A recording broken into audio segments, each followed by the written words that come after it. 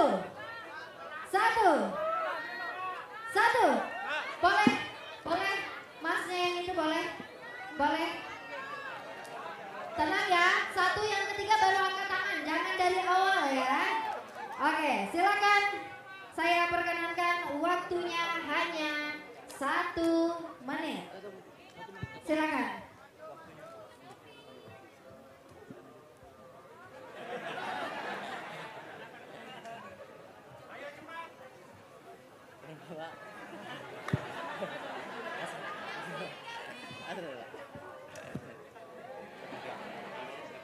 Pak Anies, izin memperkenalkan diri, nama saya Kelvin Oktaviano, saya dari pelajar, saya masih sekolah di SMA Negeri 1 Samarinda. Terima kasih atas kesempatannya. Ada 2 pertanyaan penting yang saya ajukan kepada Pak Anies. Pertama, saya rasa ada gap antara pendidikan di luar Jawa, terutama di Kalimantan Timur dengan di Jawa. Saya sadar akan hal ini ketika saya mengikuti lomba-lomba di nasional, ketika saya melihat klasemen juara umum OSN, FLS 2N, selalu Kalimantan Timur ataupun daerah-daerah di luar Jawa itu berada di bawah. Saya merasa, saya sudah tanya ke teman-teman saya yang di luar, di Jakarta, di Banten, memang ada gap. Di sana udah ada pelatihan yang berjenjang, sedangkan di sini tidak ada. Makanya pertanyaannya, bagaimana kebijakan Pak Anies yang konkret untuk menghilangkan gap ini? Untuk menghilangkan gap pendidikan ini. Kedua juga soal transportasi umum, Pak Anies. Tolong dijelaskan, saya sebagai pelajar saya melihat banyak anak SMP, anak SMA itu banyak yang sudah pakai motor sendiri karena tidak ada transportasi umum yang terjangkau dan juga murah. Transportasi umum di sini itu sangat mahal, Pak Anies. Saya dari rumah saya Sambutan ke tempat sekolah saya 16 km, itu harus membayar Gojek, kalau Gojek itu 40.000. Sedangkan saya kemarin di Jakarta menempuh dari Rawabelong ke Sumur Batu, itu cuma 3.500. Maka dari itu tolong Pak Anies dijelaskan. Iya, pakai transportasi umum, pakai Jakliko dan Transjakarta. Maka dari itu tolong dijelaskan agar kecelakaan bagi para pelajar di Samarinda juga berkurang. Siap, oke. Namanya sekali lagi siapa? Kelvin. Kelvin, terima kasih. Kelvin sudah merasakan Jaklinko di Jakarta ya? Sudah, sangat aman Pak Anies. Ya, makasih. Gini, pertama tentang gap pendidikan.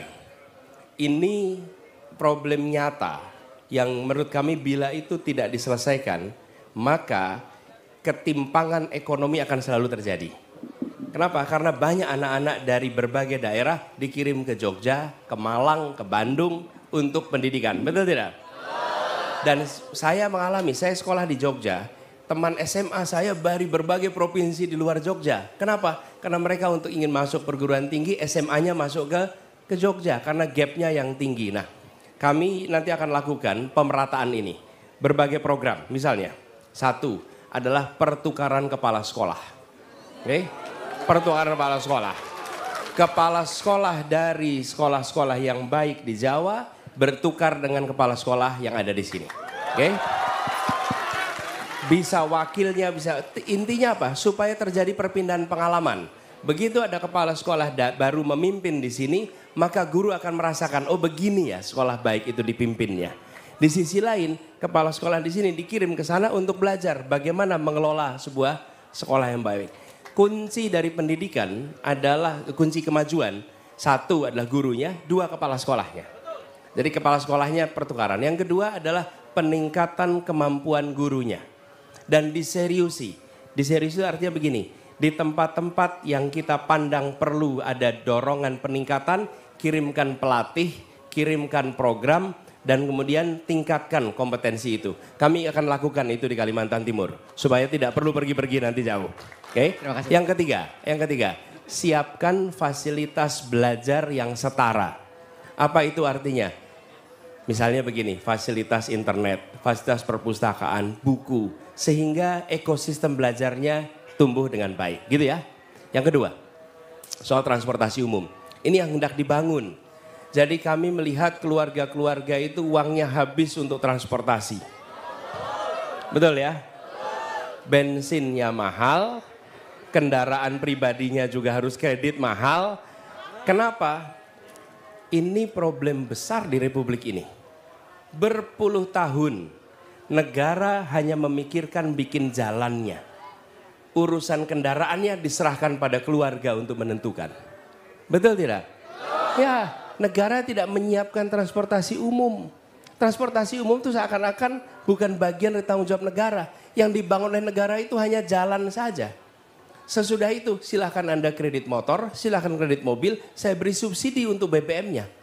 Itu negara berpandangan begitu. Saya termasuk yang ingin merevisi pandangan itu.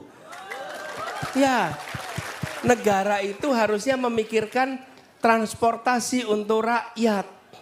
Bukan hanya memberikan jalannya.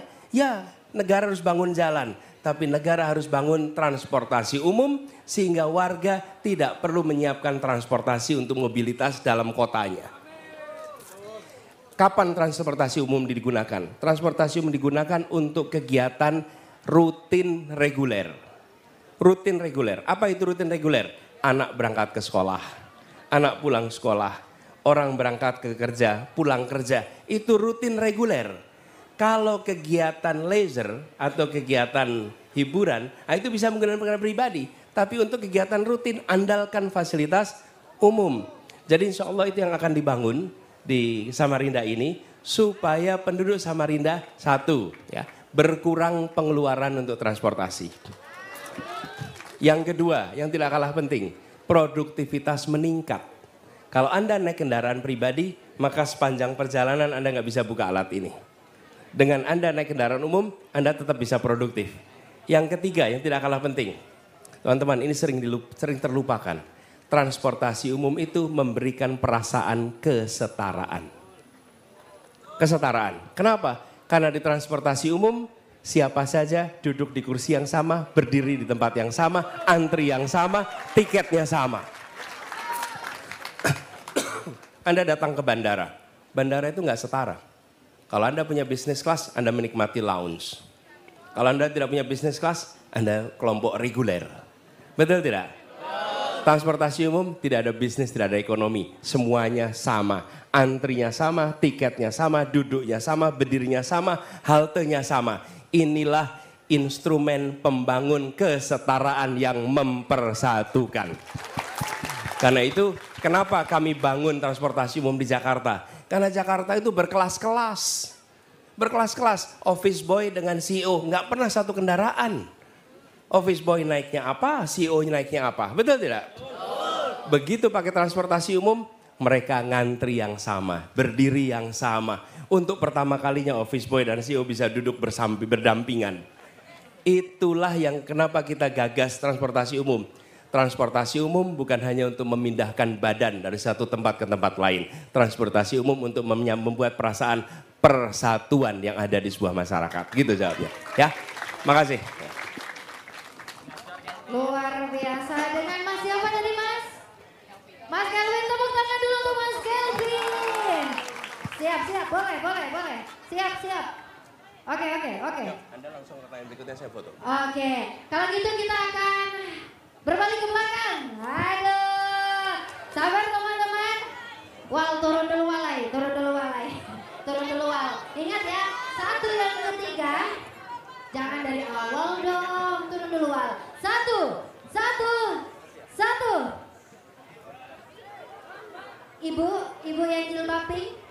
Ibu yang jilbab pink, berkacamata, Mbak. Ya, silakan boleh langsung sesegera mungkin silakan. Kita kasih tepuk tangan dulu dong. Luar biasa, silakan. Boleh langsung disampaikan pertanyaannya. Maksimal 1 menit untuk dapat disampaikan.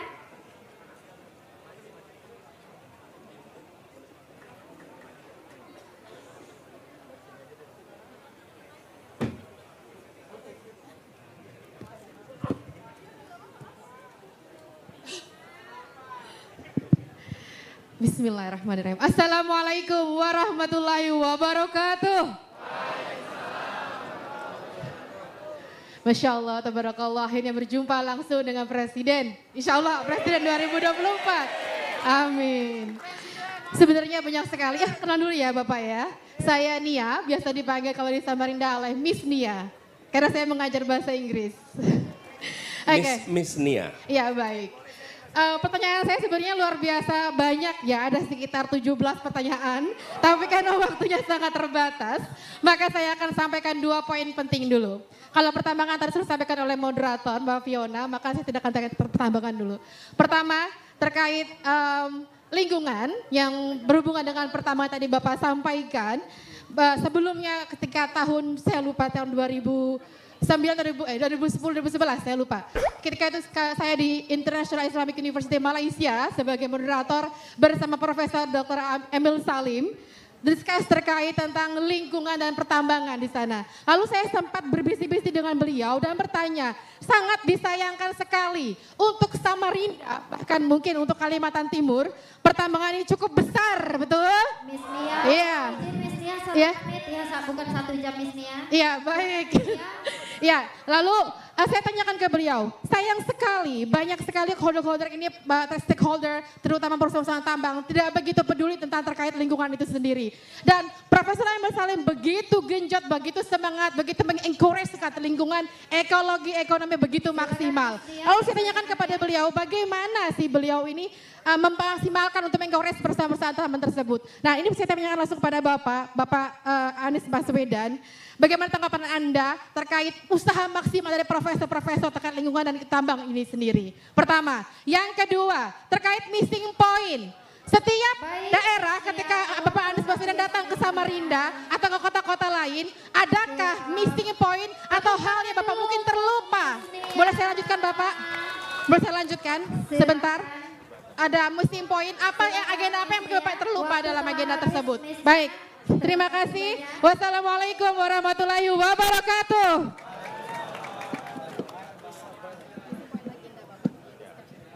Yang kedua dulu, apa missing point? Justru kami bisa sampaikan di antara 3 pasangan calon presiden, semuanya harus menyusun visi dan misi. Betul ya? Nah, pasangan nomor 1 adalah satu-satunya yang menyusun visi misinya menggunakan, kalau bisa dibilang 2 dimensi. Satu adalah dimensi sektor. Sektor itu artinya apa? Pendidikan, kesehatan, perindustrian, energi itu sektor. Nah, semua menyusun dengan sektor. Apa yang mau dikerjakan di tiap sektor. Nah, pasangan nomor 1, satu-satunya yang membuat dimensi kedua, yaitu dimensi wilayah. Apa yang dibutuhkan untuk Sumatera, apa yang dibutuhkan untuk Jawa, apa yang dibutuhkan untuk Sulawesi, apa yang dibutuhkan untuk Papua, apa yang dibutuhkan untuk Kalimantan. Yang itu berbeda-beda tiap tempat. Jadi kita jangan menganggap Indonesia itu sama. Indonesia itu memiliki variasi yang tinggi sekali. Dan disitulah ikhtiar kita untuk memasukkan, kalau istilahnya Miss Nia tadi adalah missing point. Hal yang terlewatkan. Karena ketika kita bicara se-Indonesia, maka kita sering melewatkan urusan-urusan yang urgent di tiap-tiap daerah. Nah, caranya dengan membuat 2 dimensi. Dimensi sektor dan dimensi wilayah atau dimensi teritorial. Teman-teman boleh download visi misinya, Anda lihat di situ, sudah ya? Terima kasih. Makasih buat yang sudah download. Kasih tepuk tangan boleh dong yang sudah download. Buat yang belum silahkan download, nanti kemudian Anda baca. Dan Miss Nia itu ada bahasa Inggrisnya juga Miss Nia. Jadi kalau mau dibagi kepada mereka yang menggunakan bahasa Inggris. Yang kedua, soal lingkungan hidup. Begini teman-teman. Dalam pengalaman kami, pelaku usaha itu nurut pada pemerintah. Nurut sama pemerintah. Pelaku usaha itu nggak akan bertumbukan dengan pemerintah. Pelaku usaha nurut.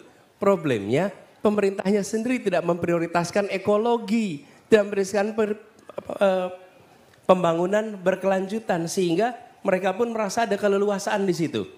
Sudah saatnya negara tidak diatur oleh para pelaku usaha. Dan sebaliknya. Justru negara yang harus mengatur pelaku usaha.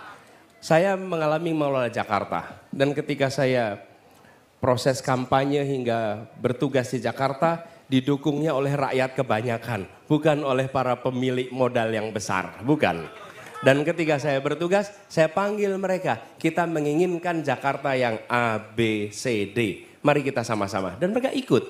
Jadi saya yakin ketika diundang dan ditunjukkan masa depan praktek merusak lingkungan itu setara dengan praktek perbudakan. Dulu praktek perbudakan itu dianggap normal. Usaha pakai budak itu normal. Tapi siapa yang menganggap hari ini normal kalau pakai budak? Nggak ada yang terima. Dulu berusaha dan merusak lingkungan bisa dianggap normal. Ke depan itu aib, itu dosa. Dan itu harus berubah. Itu yang saya ingin sampaikan. Dan insya Allah kita lakukan perubahan sama-sama. Saya yakin dibuat pesan moralnya, diturunkan dalam bentuk regulasinya, lalu laksanakan, terjadi perubahan. Terima kasih. Baik, terima kasih. Kita tepuk tangan dulu untuk Miss Nia dan terkhusus untuk Pak Anies.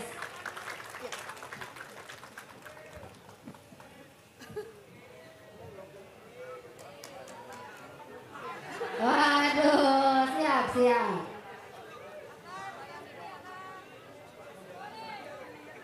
Siap. Tepuk tangan sekali lagi. Terima kasih Miss Nia. Baik, tidak terasa waktu mendesak, ternyata sudah berada di akhir. Dari tadi mohon maaf ya Pak Anies, saya desak-desak dan juga kawal-kawal dari Samarinda, dari Provinsi Kalimantan Timur ikut mendesak Pak Anies.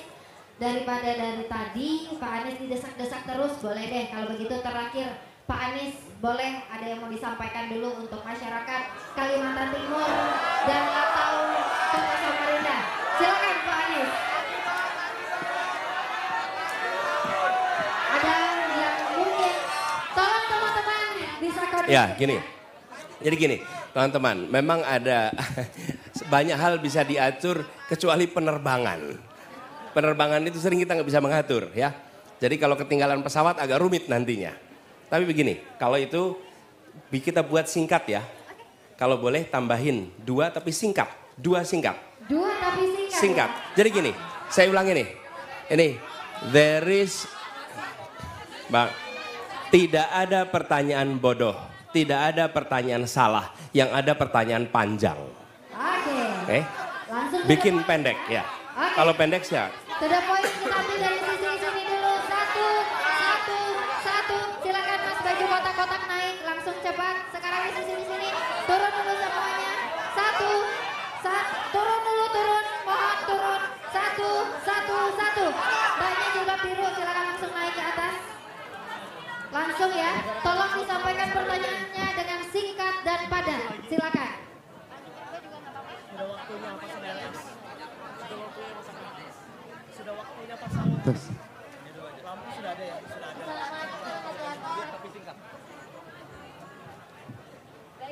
Pertanyaan saya adalah, Langsung. pertanyaan saya apa yang akan Bapak lakukan untuk menderita penyakit mental khususnya skizofrenia Pak? Karena bagaimana yang kita lihat yang dilakukan pemerintah hanya memasukkan mereka ke rumah sakit jiwa dan memberikan mereka obat. Sementara dan mereka butuh pendamping caregiver karena jika Oke. tidak didampingi mereka bisa di luar kendali Pak.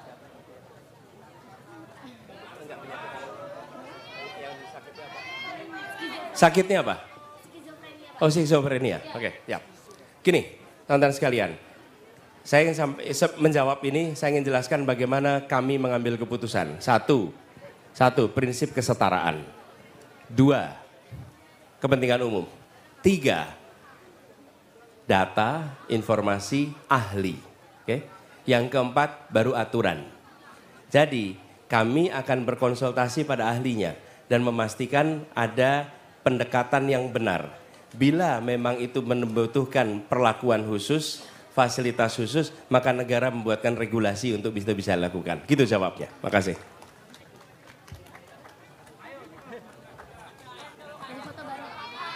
Pertanyaan kedua, silakan. Baik, terima kasih atas kesempatan. Sini, yang Anda yang mau diberikan foto kepada boleh saya. sambil nunggu pertanyaan. Sini. Boleh.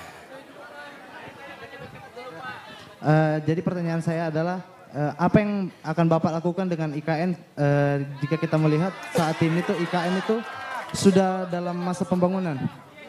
Itu Pak. Jadi apa yang akan Bapak lakukan dengan IKN itu? Apakah akan dibiarkan begitu saja atau mungkin akan diberikan langkah solutif lain begitu Pak? Terima kasih. Sebelumnya perkenalkan nama saya Devon Dirgayu Mangopang, saya mahasiswa dari Universitas Widya Gama Mahakam Samarinda. Devon. Devor. Iya Pak. Pak Devor, ini pertanyaan bagus nih pertanyaannya. Gini, tadi saya bercerita tentang transisi batu bara. Kan tidak semena-mena bukan? Dibuat, dipastikan mereka yang bekerja di dalam sektor itu aman. Begitu juga dengan ketika kita bicara tentang IKN. Oke? Kita ingin alokasi anggaran dipakai untuk menyelesaikan persoalan yang senyatanya dirasakan oleh warga Kalimantan. Itu prioritas kita. Oke? Kemudian apa yang sudah berjalan, kita akan panggil semua stakeholder bagaimana bisa mengelola agar apa yang dikerjakan di sana itu tidak menimbulkan kerugian. Tapi bila kita terus mengalokasikan anggaran yang besar, bayangkan untuk bangun rel kereta api saja dari Pontianak sampai ke sini itu diperlukan 22 triliun. 22 triliun itu jauh lebih kecil dibandingkan lebih dari 400 triliun untuk membangun sebuah tempat IKN. Kebayang tidak? Dan kami tadi sudah cek, kita mau melakukan revitalisasi kereta api di Sumatera Barat, itu per kilometer revitalisasi itu artinya memanfaatkan ulang 16 miliar per kilometer. Di sini kalau bangun rel kereta kira-kira 60 miliar per kilometer.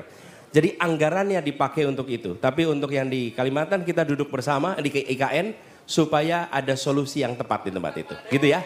Mau interupsi Pak? Bisa diinterupsi Pak? Pertanyaan saya tadi, IKN ini bakalan diapain Pak? Gitu. Itu begini, sebagai sebuah wilayah keputusannya di undang-undang. Tapi alokasi anggarannya kita akan atur supaya menyelesaikan masalah Kalimantan, bukan hanya untuk satu tempat di situ. Baik, ya? terima kasih Bapak. Terima kasih.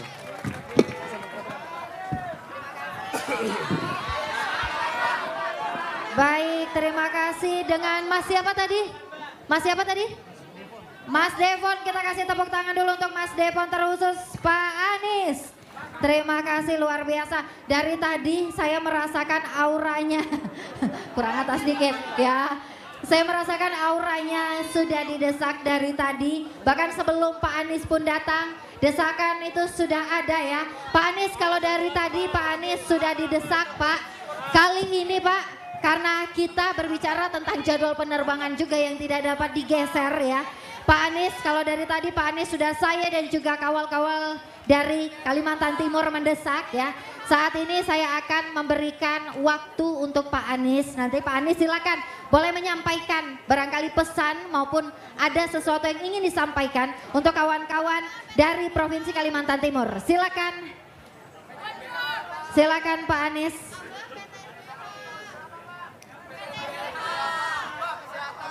Silakan. Itu ada yang tanya, kereta apinya tahun berapa? Okay.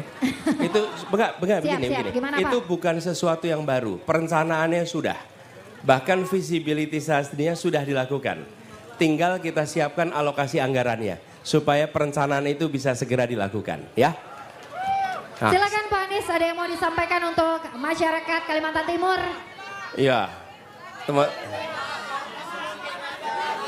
Gini teman-teman sekalian, saya pun inginnya lebih lama lagi di sini teman-teman, ya.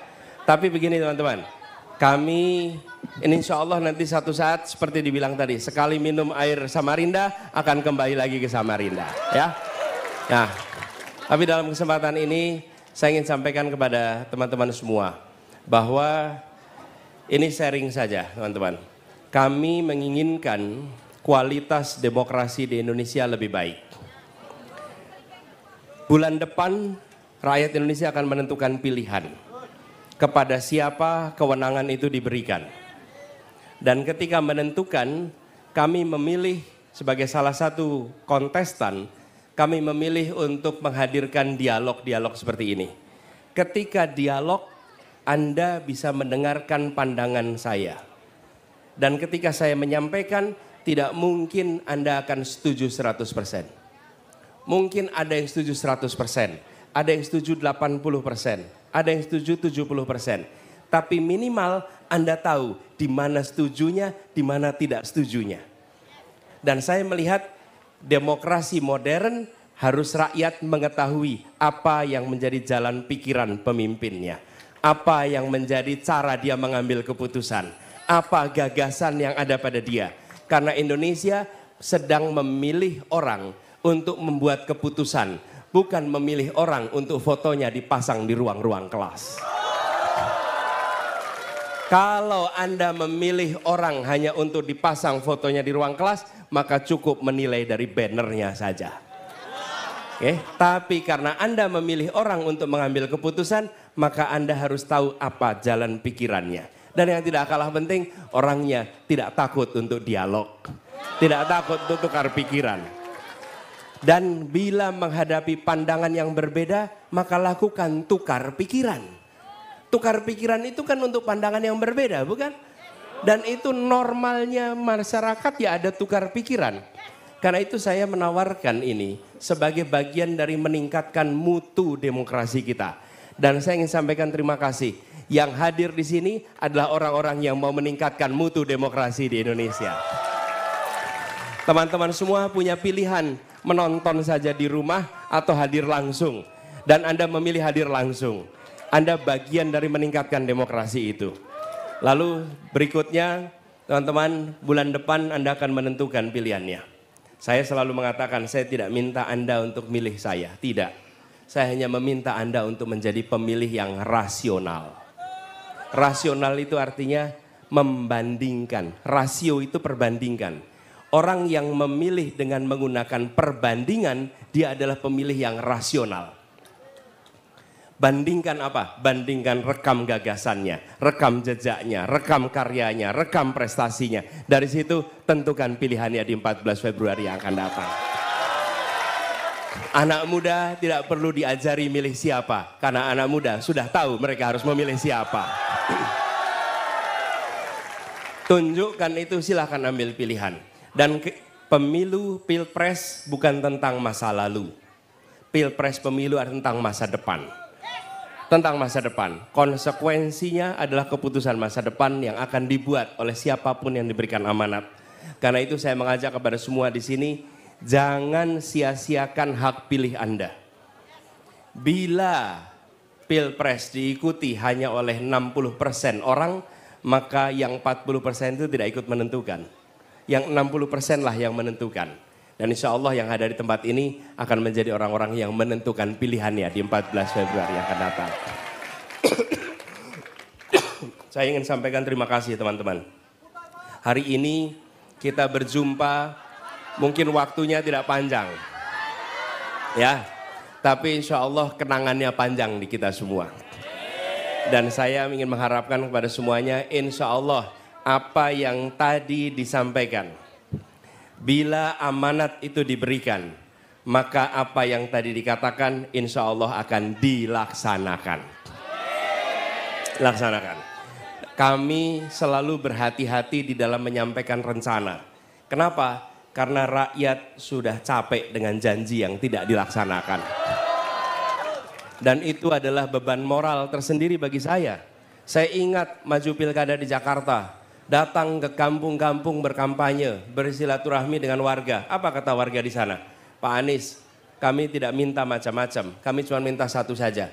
Bapak akan di sini 5 tahun atau Bapak tengah jalan akan pergi. Ya, kenapa? Karena mereka pernah punya harapan. Pernah punya harapan, lalu di tengah jalan pindah. Nah yang berikutnya repot ngadepinnya.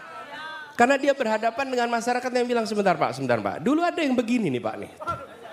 Lalu pergi. Jadi saya mengatakan kami hati-hati di situ. Yang terakhir nih teman-teman. Ini bulan Januari tanggalnya 11. Akhir tahun kemarin saya diajak refleksi akhir, bukan diajak, ada yang bertanya. Pak apa refleksi akhir tahunnya? Lalu ini yang saya sampaikan. Tahun 2023 adalah tahun dalam hidup saya yang sangat mengesankan. Karena di tahun itu, tahun saya berjabat tangan terbanyak dalam usia hidup saya. Belum pernah saya salaman sebanyak tahun 2023. Ratusan ribu mungkin jutaan orang yang saya bersalaman. Dan teman-teman sekalian, tidak ada salaman basa-basi di situ. Semua salaman dengan penuh semangat. Tapi itu yang membuat saya merasa bahwa tanggung jawab perubahan itu bukan tentang satu orang, bukan tentang kekuasaan. Ini adalah amanat aspirasi jutaan orang yang pernah saya temui di berbagai tempat seluruh Indonesia. Bayangkan, ketemu dengan ibu-ibu yang menjabat tangan erat sambil bilang, Pak, harga susu bayinya terlalu mahal. Bayi saya tidak bisa dapat susu dengan baik. Pak, anak saya tidak bisa sekolah padahal dia berpotensi untuk bisa sukses. Anak saya pintar, tapi biayanya mahal. Pak, pupuknya mahal. Pak, solarnya sulit. Gasnya. Di mana-mana yang ditemui adalah ungkapan harapan. Dan di semua tempat tidak ada orang yang datang di perkumpulan seperti ini bayaran. Semua datang dengan semangat bahwa kami ingin perubahan, kami Indonesia lebih baik. Jadi saya terakhir ingin sampaikan, ini adalah amanat perjuangan. Saya minta tolong pada semua yang bersimpati pada gerakan ini. Mari kita usung sama-sama ikhtiar perubahan ini. Bila Anda bersimpati, bantu untuk usung. Karena ini adalah tanggung jawab yang dititipkan dari berbagai wilayah, jutaan rakyat yang menitipkan. Saya yang ketimpa amanat itu bersama teman-teman yang lain, saya berharap dibantu untuk mengusung amanat ini. Siap? Insya Allah kita ikhtiarkan 14 Februari menjadi hari perubahan Indonesia. Terima kasih buat semuanya, salam buat keluarga, salam buat teman-teman. Insya Allah kita jumpa di waktu yang akan datang. Assalamualaikum warahmatullahi wabarakatuh. Waalaikumsalam warahmatullahi wabarakatuh. Demikian agenda Desak Anies. Terima kasih kepada kawal-kawal seberataan yang